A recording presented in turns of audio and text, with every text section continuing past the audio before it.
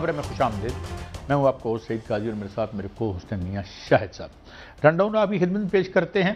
नाज़रीन, अमन मुआहदे की बात कर रहे हैं हम। कल तक हम ये कह रहे थे कि सर्वाइवल की लड़ाई है ईरान की। अब सर्वाइवल की लड़ाई बन गई है ये इजराइल के लिए, और कहा जा रहा है ये खदशात जाहिर किए जा रहे हैं कि वो किसी तरीके से इसको सबोतैज करने की कोशिश करेगा। खाकम बदन ये भी कहा जा रहा है कि क्या वो कोई अटैक या हमला भी कर सकता है, और ख़ास तौर पर एक तैयारे में जाएंगे।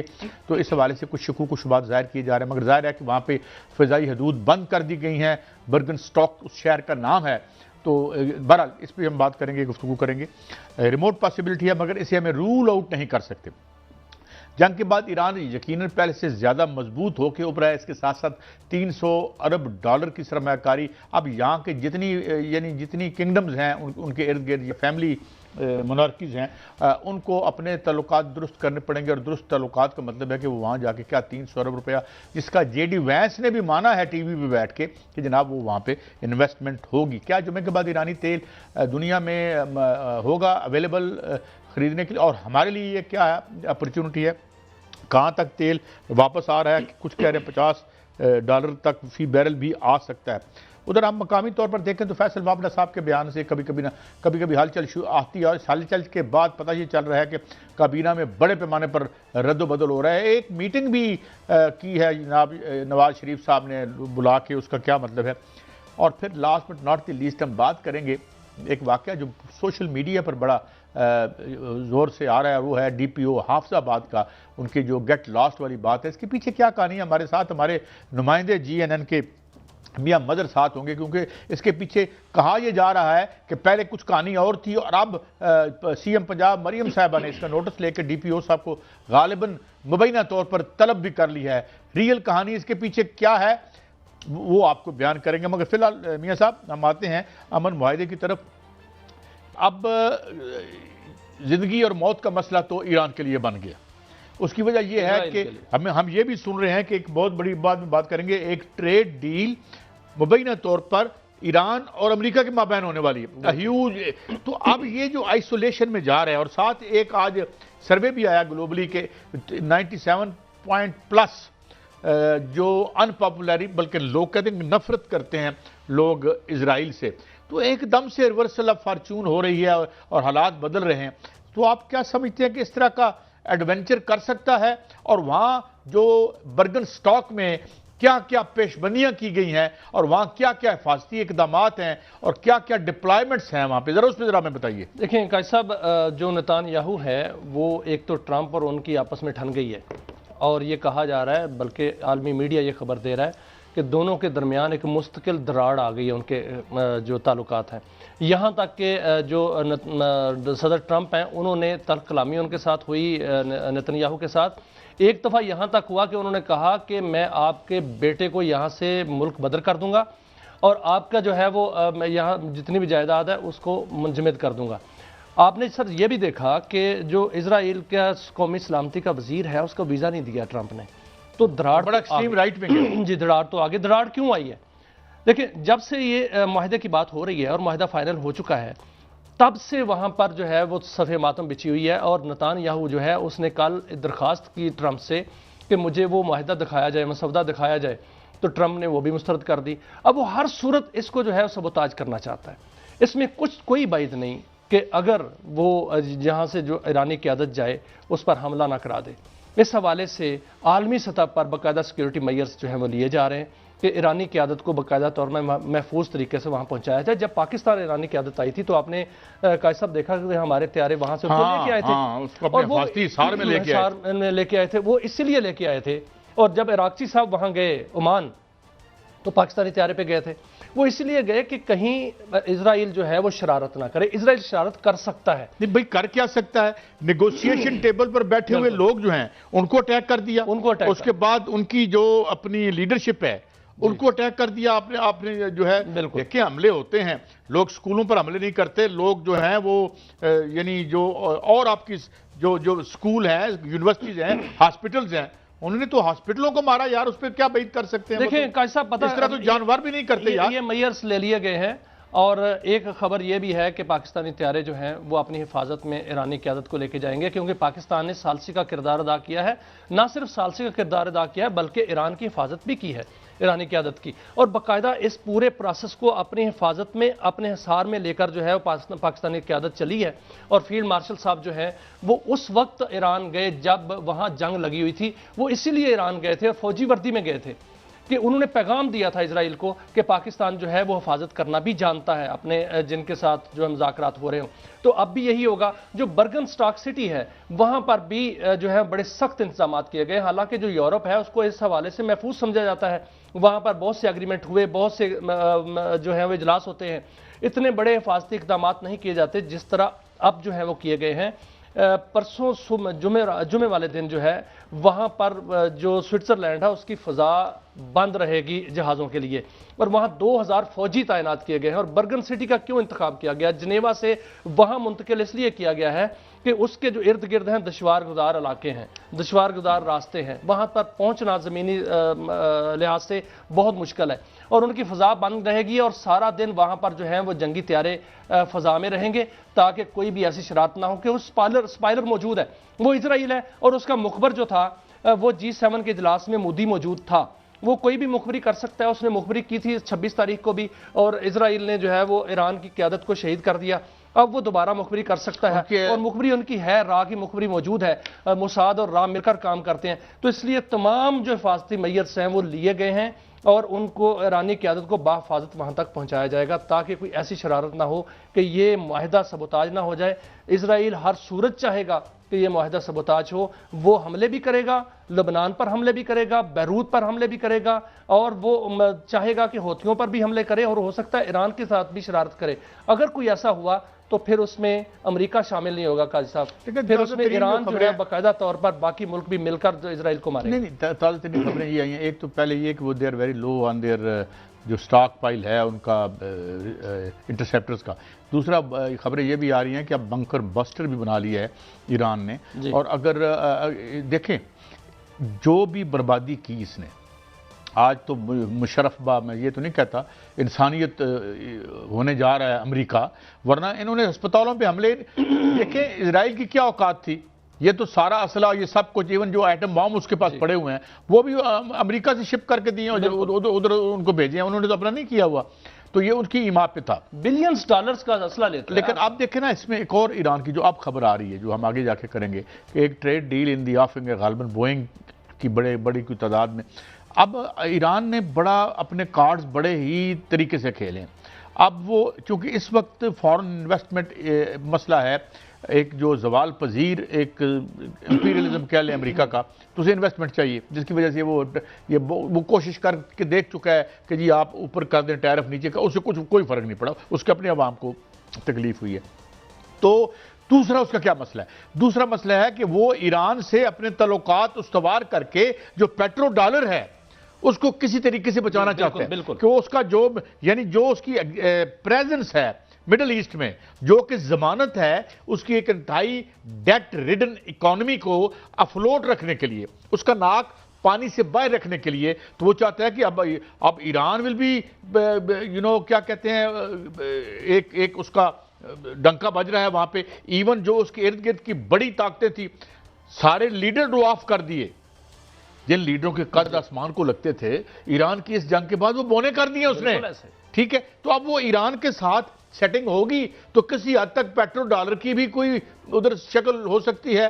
तो ये मेरे ख्याल में एक बहुत बड़ा शिफ्ट और शार्प टर्न आया है इसकी। कैसा मसला ये है कि ये तो यूनिवर्सल ट्रुथ बन गई है कि ईरान जो है वो एक ताकत बनकर उभरा है और माशी ताकत बनकर भी उभरेगा। आलमी मीडिया ये कह रहा है, और अमेरिकन मीडिया, बरतानवी मीडिया, यूरोपियन मीडिया सारा कह रहे हैं कि ईरान जो है वो अब एक बिजनेस हब भी जो बनेगा, और उसके साथ साथ वो एक जो अस्करी कुव्वत है वो भी बनेगा। यहां तक कहा जा रहा है कि ईरान हर सूरत जो है वो न्यूक्लियर ताकत भी बनेगा।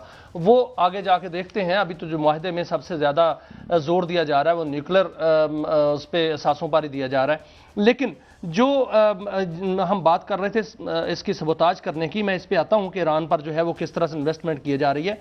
पाकिस्तान से लेकर ये मैयर्स ले लिए गए हैं, पाकिस्तान से लेकर स्विट्जरलैंड तक, ईरान से लेकर स्विट्जरलैंड तक तमाम जो फ़ज़ा है फ़ज़ाई रूट, उसकी जो है बाकायदा हिफाजती इकदाम पाकिस्तान ने कर लिए।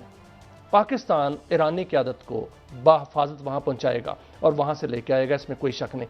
सर दूसरा ये है कि 300 अरब डॉलर की बात हो रही है कि 300 अरब डॉलर का जो पैकेज ईरान को दिया गया है वो कैसे खर्च होगा। उसमें बाकायदा तौर पर जो अमरीकी क़यादत है उसने बात की है, उन्होंने कहा है कि वहाँ पर जो है वो डेवलपमेंट के काम होंगे, अमेरिका उसमें हिस्सा लेगा, उसमें खलीजी ममालिक जो हैं उसकी कंपनियाँ हिस्सा लेंगी, अफ्रीका के जो ममालिक हैं उनकी कंपनियाँ और एशियाई ममालिक की कंपनियाँ जो हैं वो उसमें हिस्सा लेगी।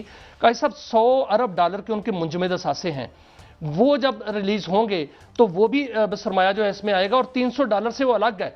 और ये तमाम जो प्रोजेक्ट्स हैं ये 150 अरब डॉलर की जो है यकीन दहानियाँ कराई जा चुकी हैं और वो खलीजी ममालिक की तरफ से कराई जा चुकी है, जिसमें सऊदी अरब भी है, कुवैत भी है, कतर भी है और किसी हद तक यूएई भी है। उन्होंने यकीन दहानियाँ करा दी हैं कि ईरान के अंदर हम वहाँ पर डेवलपमेंट के प्रोजेक्ट्स करेंगे, सरमायाकारी करेंगे। और इसके अलावा दीगर ममालिक जिसमें अमेरिका खुद यहाँ पर जो है वो सरमायाकारी करेगा, यहाँ पर जो है वो अफ्रीकी कंपनियाँ सरमायाकारी करेंगी, एशिया की बड़ी कंपनियाँ, चीन जो है वो सबसे बड़ी सरमायाकारी करने जा रहा है, जो कि पाकिस्तान के उसका पहले बहुत बड़ा इन्वेस्टमेंट है पाकिस्तान के थ्रू होगी। और जिसको सीपैक 2 कहा जाता है, वो बेल्ट जो कहते हैं वन बेल्ट वन रोड, वो जो प्रोजेक्ट है वो असल में प्रोजेक्ट वो है जिससे तकलीफ है, बहुत से ममालक को तकलीफ है कि वो प्रोजेक्ट अगर हो जाता है तो वो रेलवे लाइन है जो ईरान के अंदर से गुजरेगी, वो प्रोजेक्ट जो है वो जाएगी रशिया तक, वो रशिया तक जाएगी, टर्की तक जाएगी। वो प्रोजेक्ट जो है वो गेम चेंजर है पूरे इलाके का, पूरे खित्ते का बल्कि। और पाकिस्तान को उसका सबसे बड़ा फायदा होगा। जितनी डेवलपमेंट ईरान के अंदर होनी है काजी साहब, उसका फायदा जो है पाकिस्तान को होगा, क्योंकि पाकिस्तान बिल्कुल नेबर है। लेकिन यहाँ से ट्रांसलेट तो कर नहीं रहे। लेकिन सब देखे ना, यहाँ से जो इंडस्ट्री है वो चलेगी ना, अभी यहाँ से मटीरियल जाएगा। अभी छोड़े ना, जो इमीडिएट फायदा है, मैं पता नहीं गलत खबर है ये सही, मैंने देख रहा था जी कि 20 रुपए हम कर रहे हैं अगले फोर्टनाइटली। यार नहीं 50, अगर 70 पे आ गया है, 50 पे आ गया तो यहाँ आवाम को 1.5-2 यार इनकी ये कोई दुश्मनी है इनकी, ये हमारे हुक्मरान तबके की हमारे आवाम से, और कोई हमारे ऊपर किस तरह इजराइल हमला करता है ईरान में और तुझे साढ़े तमाशी हमले ही करना होता है। 20 रुपए यार लाएं, 100-150 रुपए नीचे लाएं। सर 20 रुपए नहीं हो रहा। एक तो मुतालबा जमात इस्लामी की जानब से किया गया है, वो मुतालबा जो है उनकी इंफॉर्मेशन पर किया गया है, 225 रुपए फी लीटर तक पेट्रोल जो है वो आ रहा है बहुत जल्द। ये बहुत जल्द क्या है? बहुत जल्द। In the long run we are all dead. नहीं 1 जुलाई सर, अभी तो 100 पहले करते ना यार, 15 रुपए क्या 15 दिन इनको माल खुवाई जाए। सर अभी तो 100 रुपए से बढ़कर 150 रुपया 200 रुपए की बात हो रही है ना कि ये कम किया जाए। और जुमे वाले दिन का, परसों जुमा है, परसों बहुत बड़ी खुशखबरी जो है वो अवाम को मिलेगी। और अभी अमेरिका ने जो बयान दिया है बहुत बड़ा बयान दिया है, वो ये बयान दिया है कि ईरान को पाबंदी खत्म होगी जुमे वाले दिन के बाद कि वो कहीं भी अपनी तेल की तिजारत कर सकता है। तो कहां करनी है तेल की तिजारत? पाकिस्तान के साथ करेगा। पाकिस्तान के साथ मुल्क की बात करते हैं ना, हम किसका तरला करें? सरकार के आगे हाथ जोड़ें, आईपीपीज के पांव पड़ जाएं, थोड़ी सी अवैस लगारी साहब को कहें खुदा का वास्ता इस मुल्क को आवाम को माफ फरमा दें। ये आईपीपीज रहें, जो मर्जी करें, जब वहां से सस्ता तेल आएगा, वहां से 750 MMCFD से 1000 MMCFD जो गैस आएगी, वहां से एलपीजी आना शुरू हो जाएगी। सर एलपीजी 100 रुपए फी किलोग्राम होगी पाकिस्तान में, 100 रुपए फी किलोग्राम। इस वक्त साहब मैं ये घी सुन के फ्यूचर टेंस सुन के मैं तो खत्म हो गया। सब दूर की बात नहीं, जुमे वाले दिन, जुमे के बाद ये सारी तरसील शुरू हो जाएगी और पाकिस्तान के अंदर 100 रुपए लीटर पेट्रोल जो है मिलेगा। यहाँ इस्लामाबाद के अंदर आप जब आएंगे गाड़ी लेके, ये खड्डा मार्केट पास है, वहां से आप डलवा लीजिए। इधर है ये अपने ये जान तक खेट जान के अपने प्रॉफिट्स को हाथ से जाने नहीं देगी। ये शराफिया लिखवा लें मुझसे। साहब आपको याद है कि बार्टर सिस्टम हमने शुरू किया था, बार्टर ट्रेड उनके साथ, ईरान के साथ, और हमारा टारगेट था 10 अरब डॉलर तक बार्टर ट्रेड लेके जानी है। अब बात हो रही है 100 अरब डॉलर की कि 100 अरब डॉलर तक हम अपनी ट्रेड लेके जाएंगे। और इसमें कोई शक नहीं कि अगर दोनों मुल्कों के दरमियान ट्रेड जो है वो बिल्कुल खुल जाती है पाबंदियों के बगैर, पाबंदियां खत्म हो जाती है, तो वहां से यहां से वहां। मैं आपको अर्ज कर दूं 70 रुपए यूनिट पर 100 अरब डॉलर क्या 100 रुपए की ट्रेड करके दिखा दें। और मियां साहब यहां cost of production, cost of doing business नीचे नहीं लेके आएंगे। हाँ बांग्लादेश घुसेगा, नेपाल वहां पे घुसेगा, श्रीलंका वहां पे जाएगा, जहां पे इंसानी कीमतें हैं, नहीं, इसमें कोई शक नहीं सर, इसमें कोई शक नहीं। उन लोगों, उन मुल्कों ने इंसेंटिव दिए देख ले, लेकिन पाकिस्तान अगर ये सेटअप यहां रहा और ये ही माशी एक्सप्लॉयटेशन थ्रू आईपीपीज रही और यही नजायज प्रॉफिट रीप करते रहे तो हमारे खित्ते के इर्द गिर्द के उनकी चांदी हो जाएगी। प्रोग्राम करते कैसा वो खबर भी हम देंगे कि ये सेटअप रहेगा कि या नहीं रहेगा। पाकिस्तान ने आगे जाना है और पाकिस्तान ने बाकायदा आगे जाना है। ये सोच रहे हैं पाकिस्तान की जो एस्टेब्लिशमेंट है, बाकायदा उन्होंने सोच लिया, प्लान बन गया पाकिस्तान ने कैसे आगे जाना है। इसमें हम मुकम्मल फायदा उठाएंगे ईरान के साथ तजारत का। और सर देखें इस हम वक्त तो थर कहां पे हैं भाई, पता चला कि इसहाक डार साहब अगले वजीर खजाना फिर वही आ रहे हैं। नहीं, वो मैं खबर दूंगा। उसमें बकायदा protection of economic reform act 1992 बनाने वाले माशाल्लाह वो आ रहे हैं। ये बहुत बड़ी खबर है, उसमें हम खबर आएंगे। लेकिन सर जो खाम तेल है, अल्लाह ताला हिफ्ज़-ओ-मान में रखे। जो 27 फरवरी को, जब 28 को हमला हुआ था, 27 फरवरी को जो खाम तेल की कीमतें थी वो उस सतह पे आज है। तो उस वक्त पेट्रोल की कीमत पाकिस्तान के अंदर 258 रुपए फी लीटर थी और अब भी 225 रुपए फी लीटर होनी है, इसलिए कि खाम तेल बहुत नीचे आ रहा है। $50 फी बैरल तक आकर ये रुकेगा। ये अमेरिकन वाइस प्रेसिडेंट ने उन मुल्कों को जो इसके मुताबिक अपने मुल्कों में अपनी कीमतें कम करेंगे।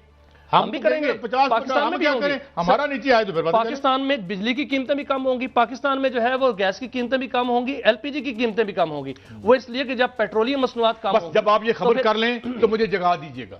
मुझे लगता है मैं जैसे ख्वाब देख रहा हूं कोई आपकी बातें सुनकर। साहब हम प्रोग्राम कर रहे थे तो हमने कहा था कि पेट्रोल की कीमतें कम हो रही है। When I am rich and famous। एक महीना पहले जो गा था वो हो गया, पेट्रोल की कीमतें कम हो रही हैं। अब भी पेट्रोल की कीमतें सर आगे आने वाले दिनों में कम होने जा रही हैं और ये मुआहदा जिस दिन साइन होगा आप देखेंगे कि उस दिन पाकिस्तान, ये पूरा खित्ता एक नई फिजा जो है वो उसमें। With due apology to all the oil companies and all those who are reaping these huge profits। Profit कमाना कोई बुरी बात नहीं है, तो इसलिए देखें, पता नहीं ये होता है नहीं होता मियां साहब, but I still have doubts. देखें ना, वो कहते हैं there are many slips between cup and lips. पता तब चलेगा जब ये कप हमारे, क्योंकि आज तक तो इन्होंने सन सुख दा साह लैंड नहीं देता मियां साहब। जो कीमत बढ़ी है वो बढ़ी रही है और कभी ट्रांसलेट नहीं किया इन्होंने, यानी 50% ट्रांसलेट कर दें फिर भी लोग जो है वो ब्रीदिंग स्पेस मिल जाएगी उनको। बहरहाल दुआ करता हूं कि आपकी सारी प्रेडिक्शन ये होंगी इंशाल्लाह। चले अच्छा आगे बढ़ते हैं मियां साहब। जुम्मे से ईरान तेल की खरीदारी की इजाजत भी हो जाएगी।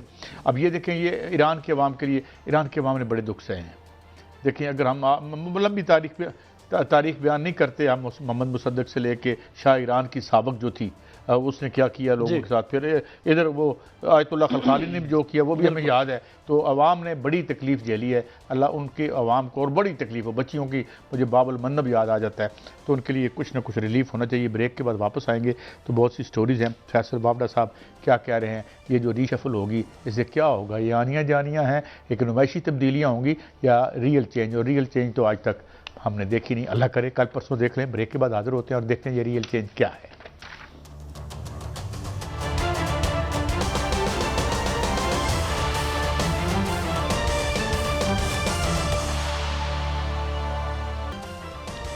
Welcome back. ये सब सुना जा रहा है कि ये जो पहले थोड़े से बुलबुले से आए हैं मैदान में, जो खेल रेड़े जाते हैं शुरू में, वो जिस तरह पहले वापडा साहब आके उसके बाद जो है, उसके बाद 2 कॉलम जो है वो मेरे दोस्त सुहेल बड़ाइच ने लिखा, तीसरा कॉलम लिखा और फिर उसके आज तीसरा भी लिख दिया। हाँ आज तीसरा भी लिख दिया, मैं देख रहा था। अच्छा अब ये है कि अब पता नहीं, ये मेरा सवाल बड़ा डिफरेंट है मियां साहब। इस निज़ाम को एक मेजर सर्जरी चाहिए और यहाँ मुझे लगता है कि ये जड़ी बूटियों से कैंसर का इलाज किया जा रहा है। ठीक है, एक कार्टलाइज्ड मैशत है, अरब हार्ड डॉलर के साथ आप इस रूलिंग एलीट को पाल रहे हैं। Almost 17 to 23 billion dollar according to respective जो स्टडीज़ हैं जो डॉक्टर हफीज़ पाशा साहब हमारे प्रोग्राम में बता के जा चुके हैं। इसके अलावा जब बार बार जिक्र इसलिए बार बार करते हैं, ये इंपॉर्टेंट होता है। 4.1% ऑफ द GDP प्रोक्योरमेंट और ठेकों में, सरकारी ठेकों में, IMF की रिपोर्ट 16 बिलियन डॉलर वो है। तो ये इधर चुक के इधर रख दे, इधर चुक के इधर गिलास इधर रख दो, इधर कर दो वजीर, और नाल जड़ा इसहाक डार साहब इसाक डार साहब इज नॉट एन इकोनॉमिस्ट, वो मेरे ख्याल में एक वो क्या है, सीए हैं, सीए है, चार्टर्ड अकाउंटेंट है, कोई नजरियादान है, कोई उनकी कोई कहानी तो है कोई नहीं। और सीए बुनियादी काम उनका ये होता है कि जो लोग जाते हैं कि यार मैं टैक्स तो किवें मतलब कानून के अंदर रहते हुए मैं अपना टैक्स कम से कम, यही है ना, पर्सनल बैंकर्स होते हैं। अब बात यह है कि आप किसको दे रहे हैं? Protection of economic protection of 1992 का protection of economic reform act, जो पाकिस्तान में ब्लैक मनी की जो एक कला बना है वो वहां से बना है, जिसको बाद में नैब के कानून ने उसको ओवर कर दिया, यानी ओवर रूल कर दिया, तो वो काम रुका। वरना क्या था उस कानून में, क्या था कि जी बाहर से जितने पैसे डॉलर आ जाएं तो यहां पे उनसे no question would be asked. अब वो क्या था, हवाले के जरिए पैसे बाहर भेजो, वहां से अंदर ले आओ और रकम चिट्ठी। इसके बाद मैं और बातों में नहीं जाता, मैं उस 164 के बयान की तरफ नहीं जाता, मैं लंदन की काजी फैमिली की तरफ भी नहीं जाता। मगर सवाल यह है कि यहाँ के जो बाख्तियार लोग हैं, do they really mean business? वो चाहते हैं कि ये अमन हो। और मैं एक और भी मलफूफ अंदाज में बात कर दूं, ये होता है ना, इधर आग लग जाती है, इधर आग लग जाती है, इधर बुझाते हैं, उधर लग जाती है। ये तमाम माशी बेचैनी है, एक माशी जबर है, जिसकी वजह से आप उसको जो मर्जी नाम देते रहें। मैं नहीं जाता बहुत ज्यादा तफसीलात में, तो ये इशू है। तो मेरे ख्याल में ये जड़ी बूटियों से कैंसर का इलाज होगा और मेरे रिक्वायर्ड मेजर सर्जरी है। अब आप अपने देखें काजी साहब, जो सर्जरी की आपने बात की है, पहले उस पर आते हैं। सर्जरी उस वक्त होती है जब डायग्नोज हो जाए। 3-4 जो बीमारियां हैं ना पाकिस्तान की मईशत को और पाकिस्तान के गवर्नेंस सिस्टम को, उसकी डायग्नोजिंग हो गई है और उस पर जो माहिर सर्जन जो हैं उन्होंने वक्त भी दे दिया है जो सर्जरी का, और अब सर्जरी होनी है। काफ़ी अरसा गुजर चुका है पाकिस्तान को, अब पाकिस्तान ने आगे जाना है। जो हम बात कर रहे हैं, पूरी दुनिया हमारी तरफ देख रही है और हम जो है वो अपने उसमें जो है वो बीमारियों में लगे हुए हैं। हमें इसकी सर्जरी करनी है और होने जा रही है, नंबर 1। नंबर 2, हम बात कर रहे थे फैसल वाडा की। फैसल वाडा साहब जो हैं ये आते हैं, आकर ट्वीट करते हैं, बाकायदा मीडिया से गुफ्तगू करते हैं और फिर गायब हो जाते हैं। अब नून लीग, लेकिन इसमें हुकूमत का तरा क्यों निकल जाता है? लेकिन मैं अभी तरा निकला हुआ है। आप पंजाबी में कहते हैं क्या, तो उसको नहीं भोंचकी क्यों हमें क्या कहना चाहिए? ये तरा वी आर टेकन अबैक। तरा इसलिए निकलता था काजी साहब के समझा जाता था कि वो ताकतवर हलकों के जो हैं वो तर्जमान है, था या एस्टेब्लिशमेंट के तर्जमान है। लेकिन था, मैं इसलिए कह रहा हूं कि अब नून लीग के हलके जो हैं वो भी सीधा सीधा कहना शुरू हो गए और खबरें भी आना शुरू हो गई हैं कि वो उनके जो है तर्जमान नहीं है, वो किसी सियासी ताकत के तर्जमान है। आपको बात बताऊं, और साथ साथ पता क्या हो रहा है सर, अब खबर गलत है या सही है, ये खबर गर्दिश कर रही है कि जो वो बात कर रहे हैं ना गाड़ियों का, ये वो सारा टैक्स, ये उस तरह का उनका अपना बिजनेस है, ये बेखबर है, गलत भी हो सकती है। जो गर्दिश कर रही है शायद उनको उसका दुख है। बहरहाल मुस्लिम लीग नून जो है वो, कल मैंने राना सनाउल्लाह साहब को भी सुना, वो कुछ मांग रहे थे तो हम दे नहीं सके, तो उनकी तनकीद जायज़ है। और एक तरफ बहुत कुछ चला गया, एक तरफ जो है कुछ भी नहीं गया, इसलिए वो हम पर तनकीद कर रहे हैं। ये तो बात उनकी। क्या इतना कुछ लिया जा रहा है, उधर भी दे दें, क्या फर्क पड़ता है? वो तो वज़ीर यहाँ पे माशाल्लाह जिस तरह वो तो इंतहाई दयानतदारी से कार्य सरकार चल रहा है। शुगर में 300 अरब रुपए का पता चला, मौसमों की वजह से हमारी जेब कट गई, ठीक है, वो तो फिर उधर भी कर दें, हम क्या फर्क पड़ता है? वो तो वज़ीर आज़म ने देना है, लेकिन ऐसी कोई बात नहीं है। अच्छा, ये मैं जाते जाते पूछ लूं, वो इजाजत मिल गई है जो शुगर मिलों ने इजाजत मांगी जी इस वक्त हमें क्या है जर्रे मुबादला की जरूरत है, तो वो एक्सपोर्ट हो रही है दोबारा से इंशाल्लाह? नहीं, अभी और फिर मौसमों की खराबी की वजह से हमारी जेब 300 अरब कटेगी? नहीं काजी साहब, अभी नहीं हो रही। अच्छा, असल में कुछ देर तक कर लेते हैं, अभी अल्लाह के घर में देर है, देर नहीं, अभी नहीं हो रही। जहां तक वो बात हम कर रहे थे ना फैसल वाडा साहब की, तो वो अब वो बात नहीं है। वो खबर जो है, वो जो ख्याल था लोगों का कि उनके पीछे जो है बहुत ताकतवर हाथ है, वो नहीं है। ये एक सियासी मामला है सारा और कारोबारी मामला है। अब कारोबार में ये कहा जा रहा है कि उनको जापानी गाड़ियां और जो गाड़ियां लेके आते हैं रिकंडीशन गाड़ियां, ये वो उनका कारोबार तो है ही, तो उस पर प्रॉब्लम उनको हो रही है, ये खबर है। अब उस पर जो है वो कहाँ तक दुरुस्त है, कहाँ तक। लेकिन जहां हम सर्जरी की जो बात कर रहे हैं ना सर, तो बड़ी खबर ये है जो हम पहले भी दे चुके हैं कि वजारतों में जो वजीर है उनके कलमदान चेंज हो रहे हैं। मैं कहता हूँ ये क्यों नहीं कर, मेरे यहाँ आज आप अपने रिपोर्टर की ड्यूटी लगाएं, कितनी दफा एसआरओ जारी हुआ, किन किन लोगों ने गाड़ियां इंपोर्ट की, जब वो एयरपोर्ट पे आ गई तो एसआरओ कैंसिल हो गए। तो ये कर दे, ये हमारी अजीम रवायात का हिस्सा रहा है। तो ये भी कर देते ताकि आपस में झगड़ा ना हो और आराम से हम माशाल्लाह सर, आप भी चाय पिए, मैं पाकिस्तान- भी पीऊं, वो भी चाय पिए। कैसा पाकिस्तान के अंदर गाड़ियों की नई कंपनियां आई हैं, यहाँ BYD आई है, दीगर कंपनियां आई हैं, उन्होंने यहाँ पर जो है इन्वेस्टमेंट की है, तो फिर अब वो काम तो नहीं होगा ना। यही तो सर्जरी है। अब जो वजारतें हैं उनकी खबर बहुत बड़ी आई है, पहले हम खबर दे भी चुके हैं कि वजारतें जो है वो तब्दील हो रही हैं, जिसमें कहा यह जा रहा है कि वजारत दाखिला, खजाना, बहरी अमूर और दिफा, ये इनकी वजारतें जो हैं वजीर तब्दील हो जाएंगे। इसहाक डार साहब जो हैं वो खजाना संभाल रहे हैं और वजीर खजाना फिर जाहिर है अपना सूटकेस जो है वो समेटेंगे, तो लेकिन वो डिप्टी प्राइम मिनिस्टर भी रहेंगे। और एक बड़ी खबर गाजी साहब ये आ रही है कि मोहसिन नकवी साहब को वजारत खारजा मिल रही है, क्योंकि उन्होंने ईरान के साथ जो नेगोशिएशन की और बड़ी कामयाब रही, तो शायद इसी बिना पर उनको जो है वो आजमाया जा रहा है कि वो वजारत खारजा के अमूर जो है वो संभालेंगे। और वजारत दाखिला पर राना सनाउल्लाह साहब फेवरेट जो है वो नज़र आ रहे हैं, और साथ जो आज़म नज़ीर तारड़ साहब हैं उनका भी नाम आ रहा है, और साथ साथ जो बहरी अमूर की वजारत है उसको वजारत दिफा में जम किया जाएगा, जो पैदावारी दिफा है उसको भी जो है वजारत दिफा में जम कर दिया जाएगा। और वजारत दिफा जो है वो किसको मिलेगी और वजीर दिफा कहाँ जाएंगे, ये भी कहा जा रहा है कि शायद वो पेट्रोलियम में जा रहे हैं, ख्वाजा आसिफ साहब। और ख्वाजा आसिफ साहब की मैंने जब देखी और वजारत सुनी तो मुझ पे रिक्कत आ रही है। और उन्होंने कहा कि मेरा ज़मीर यार हमारा ज़मीर, और वजारत दिफा बेचारा कभी कभी उठ खलोंदा है, एकदम तरा होंदा, को ख्वाब देखता जाग जाता है, पर कल मेरा बड़ा रिक्कत दिल में पैदा हुआ। नहीं, उन्होंने कल बड़ी दुखी तकलीफ की थी दुख हुआ मैं, और बड़ा मेरा दिल पसीज गया। हाँ, असल में ख्वाजा साहब जब ऐसी बातें करते हैं ना सर, आपको याद होगा इमरान खान की हुकूमत थी तो उन्होंने कहा था कि तुम हुकूमत में हो, हम अपोजिशन में हैं, और जो हुकूमत में होता है उनको नहीं पता चलता क्या हो रहा होता है, तो और तुम्हें नहीं पता क्या हो रहा, आपके साथ क्या हो रहा होता है, तो फिर हुआ तो वो उनको शायद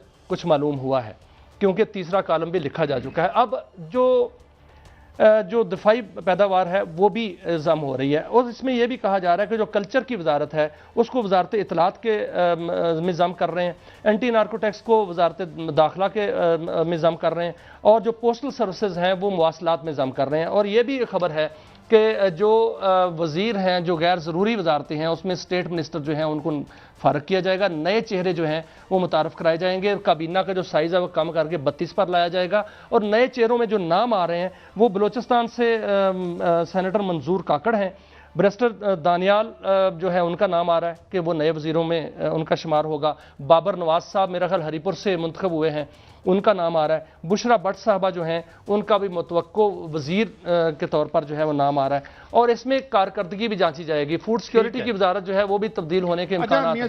अब जो वज़ीर कारकर्दगी नहीं करेंगे उनको जो है वो निकाल देंगे। चलें वो भी देख लेंगे हम। मगर मियाँ साहब अब कहा जा रहा है कि ये जापानी गाड़ियों पे कुछ ड्यूटीज वगैरह कम होने की बात हो रही है, और IMF की ये है यार बच्चों के दूध पे आप लगा रहे हैं, उधर 19% आपने वो टैक्स लगा दिया, ये वो उधर जो है, तो उनकी गाड़ियां आराम से अंदर आ जाएंगी। ये क्या है? जो गाड़ियां हैं ना सर 2000 सीसी से ऊपर की गाड़ियां, उस पर जो है ड्यूटी होने जा रही है, बाकी कम होने जा रही है ये गाड़ियों पे। 2000 से नीचे ही आती है सारी। हाँ जी, तो उसमें कम होने जा रही है। लेकिन जो सबसे बड़ी खबर है सर, जो सबसे बड़ी खबर है वो प्रॉपर्टी की है।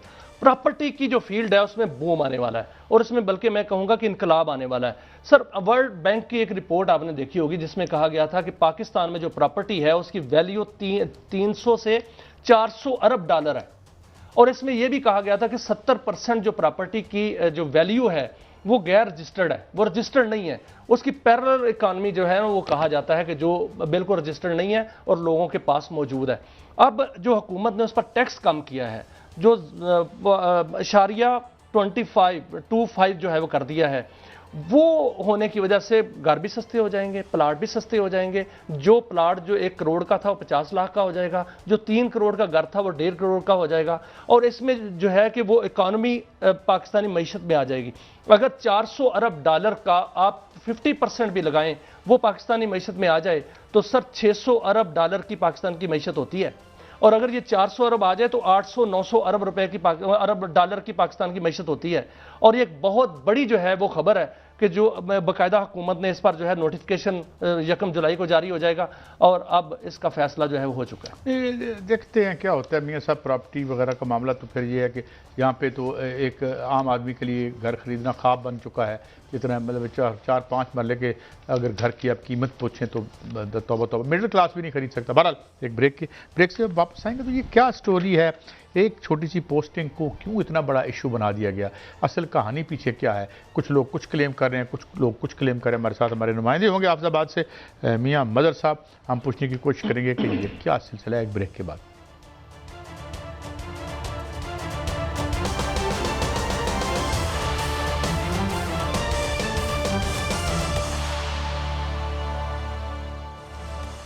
वेलकम बैक नाज़रीन। हमारे साथ मौजूद हैं GNN के नुमाइंदे हाफिजाबाद से मियां मजहर साहब। थैंक यू वेरी मच मियां साहब, आपने हमें टाइम दिया।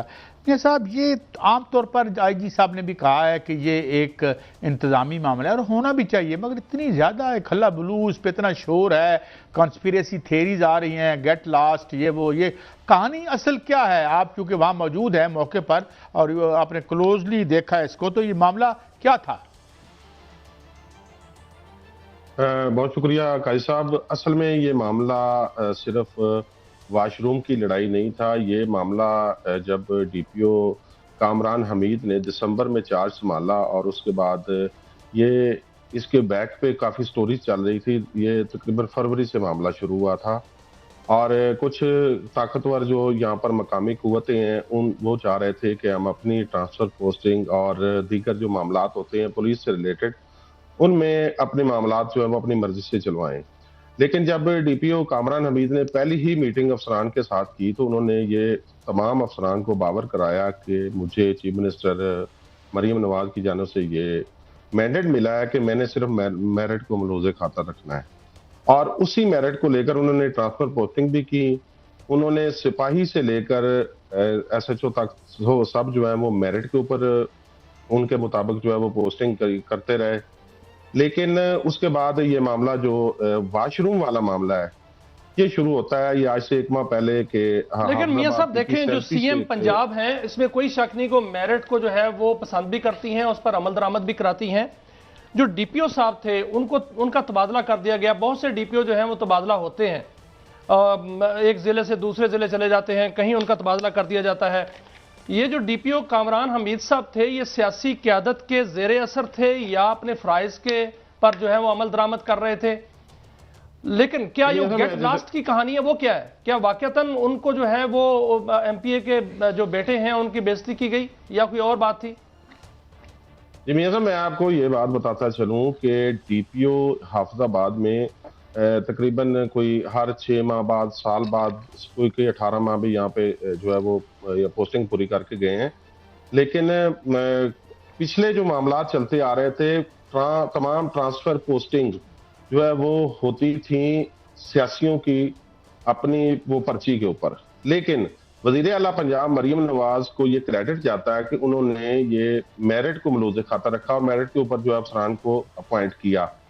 ये जो DPO थे इनके बारे में ये मशहूर था कि ये किसी की बात नहीं सुनते और चाहे वो किसी भी सियासी जमात से ताल्लुक रखता है, मेरिट ठीक है, वो मेरिट पे काम कर रहे थे। लेकिन इनके साथ साथ इन पर बड़े संगीन इल्जामात भी लगे हैं। इनके बारे में जो मैंने स्क्रीनशॉट्स देखे, कुछ सोशल मीडिया पर देखे, वो इनके बारे में जो इल्जाम लगे हैं कोकेन पीने के, आइस पीने के, क्या ये फेक न्यूज़ है या वाकई इल्जाम लगे और किसने लगाए ये इल्जामात? क्या वो DPO साहब में ये इल्ज़ाम उनके ऊपर जो है वो सच हैं या उन पर जो है इल्ज़ाम लगे, इसका वो क्या दिफा कर रहे हैं? क्या इसको जो है वो IG साहब ने कोई टेकअप किया है इनको इंक्वायरी?